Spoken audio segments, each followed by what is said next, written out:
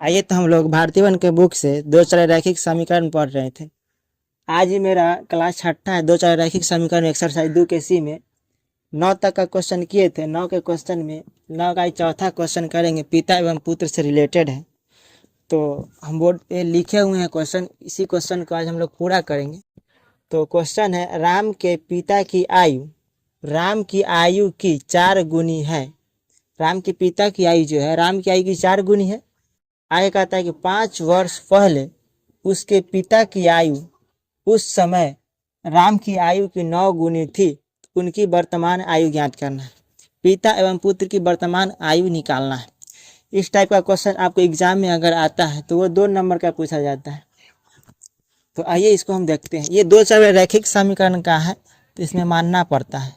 तो हम लोग मानेंगे कि माना कि माना कि पिता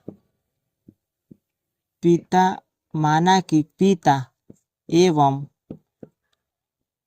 पुत्र की वर्तमान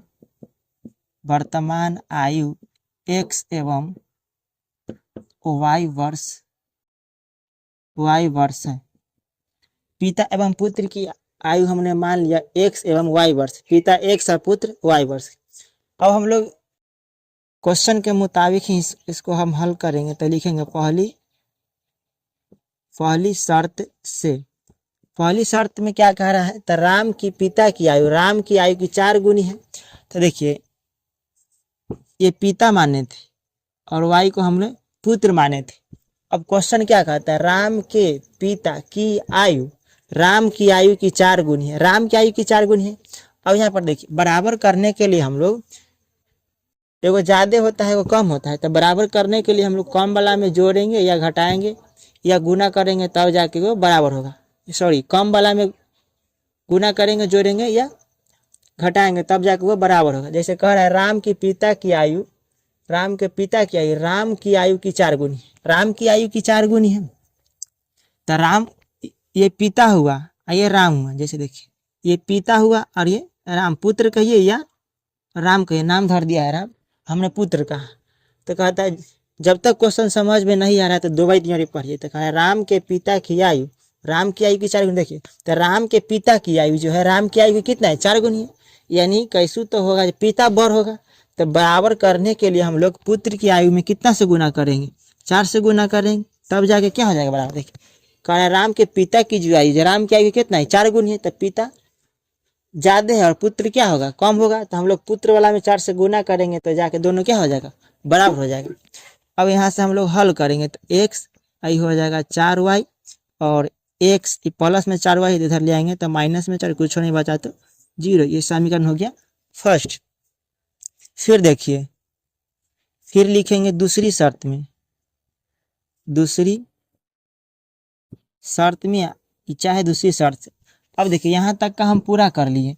अब इसे आगे का पढ़ते। कहता है 5 वर्ष पहले उनके पिता की आयु उस समय राम की आयु की 4 गुनी। अब देखिए 5 वर्ष पहले का है, तो यहाँ पे एक बात आप लोग ध्यान में रखिएगा, 5 वर्ष पहले का है या पूर्व का है। तो आप लोग को देखिए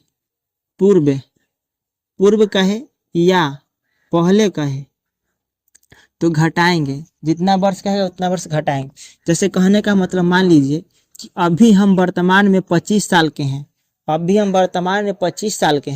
तो 5 साल के बाद कितना साल के हो जाएंगे। तो बाद कहेगा तो जोड़ेंगे, तो अभी हम 25 साल के हैं तो 5 वर्ष बाद, तो 5 वर्ष के बाद हम कितना हो जाएंगे, 30 साल के। अच्छा ये बाद वाला टर्म में आता है, बाद कहेगा तब। अच्छा अभी हम 25 साल के हैं, तो 5 वर्ष पहले कितने साल के रहे होंगे, तो 5 वर्ष पहले यानी पीछे की बात कर रहा है ना। तो हम लोग घटाएंगे, इसमें से 5 क्या करेंगे, घटाएंगे तो कितना हो जाएगा, 20 वर्ष। तो यहाँ पहले की चर्चा करेगा। देखिए 5 वर्ष बाद तो बढ़ेगा तो दोनों की आयु बढ़ेगा, घटेगा तो दोनों की आयु घटेगा। जैसे कहने का मतलब है 5 वर्ष बाद पिता बढ़ा तो 5 वर्ष बाद पुत्र, अगर मान के चलिए पुत्र 10 साल का है तो 5 वर्ष के बाद वो 10 साल के रहेगा, वहां से नहीं बढ़ा होगा। तो कहने का मतलब है बढ़ेगा तो दोनों को बढ़ेगा, घटेगा तो दोनों को घटेगा। तो यहाँ देखिए पिता 5 वर्ष पहले कह रहा है दोस्तों, 5 वर्ष पहले, 5 वर्ष पहले पिता की आयु, पिता की आयु 5 वर्ष पहले पिता की आयु। देखिए तो अब भी हम वर्तमान में पिता कितना माने, 1 वर्ष का, तो 5 वर्ष पहले तो इसमें से 5 घटाएंगे। अच्छा 5 वर्ष पहले पुत्र की आयु, पुत्र कहने का मतलब कि राम की आयु, तो अब भी राम y वर्ष के हैं, तो 5 वर्ष पहले कै वर्ष के हो जाएंगे, y-5, तो ये पहले के निकाल लिए, अभी तो हम लोग वर्तमान में x माने हैं। अच्छा अब देखिए क्वेश्चन क्या कर रहा है, 5 वर्ष पहले उसके पिता की आयु। अब देखिए यहाँ पर लिखते हैं हम लोग, पिता कितना हो गया, x-5 पिता हो गया, और y-5 कितना हो गया, पुत्र हो गया। अब जैसे जैसे क्वेश्चन कहता है वैसे करेंगे। तो 5 वर्ष पहले उसके पिता की आयु, पिता की आयु उस समय राम की आयु की कितना थी, पिते जो है जो राम की आयु की 9 गुनी थी, तो 9 गुनी राम पिता पुत्र उनका कम होगा, तो 9 से गुना करेंगे तब दोनों जाके क्या हो जाएगा, बराबर हो जाएगा। यही क्वेश्चन का मतलब है। अब देखिए हल कीजिए, तो x-5 बराबर, इसको गुना कीजिएगा तो 9y हो जाएगा, और 9 पचे 45 हो जाएगा। अब इधर देख लेते हैं,